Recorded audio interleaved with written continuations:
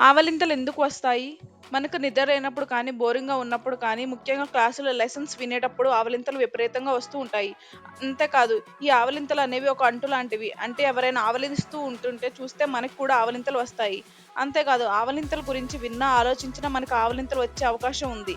కేవలం మనుషులే కాదు, కొన్ని జంతువులు, కొన్ని పక్షులు కూడా ఆవలిస్తూ ఉంటాయి. అసలు ఈ ఆవలింతలు ఎందుకు వస్తాయి? వీటి వల్ల ఏమైనా ఉపయోగం ఉందా? ఇప్పుడు చూద్దాం. మన శరీరంలో అత్యంత వేడిగా ఉండే భాగాల్లో తల కూడా ఒకటి. కారణం మెదడు మన శరీరంలో ఎనర్జీని ఎక్కువగా ఉపయోగించుకుంటుంది. అయితే మనం బాగా అలసిపోయిన సమయంలో కానీ, నిద్ర లేకపోయినా మన మెదడు మరింత వేడెక్కుతుంది. ఇటువంటి సమయంలో ఆ ఆవలింతలు మన బ్రెయిన్‌కి ఎయిర్ కండిషనింగ్ సిస్టమ్ లాగా పనిచేస్తాయి. ఎలా అంటే మనం ఆవలించినప్పుడు మన నోరుని పెద్దగా తెరిచి ఎక్కువగా గాలిని లోపలికి తీసుకుంటాం. అప్పుడు ఆ గాలి నోటిలోని పైభాగాన్ని తాకుతుంది. సరిగ్గా ఇక్కడే బ్రెయిన్‌కి రక్తాన్ని తీసుకుని వెళ్ళే రక్త కణాలు ఉంటాయి. ఈ చల్లటి గాలి వాటిని తాకినప్పుడు వాటిలోని రక్తం చల్లబడి అది బ్రెయిన్‌కి చేరుకుంటుంది. దానితో బ్రెయిన్ సగం వరకు కూల్ అవుతుంది.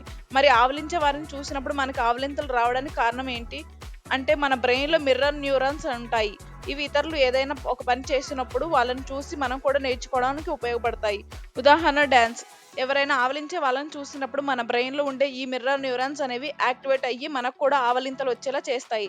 ఆవలింతలు రావడానికి 2 కారణాలున్నాయి. ఒకటి మన బ్రెయిన్ అలసిపోయి వేడెక్కి ఉండడం వల్ల, లేకపోతే ఆవలించే వారిని చూసినప్పుడు వస్తాయి.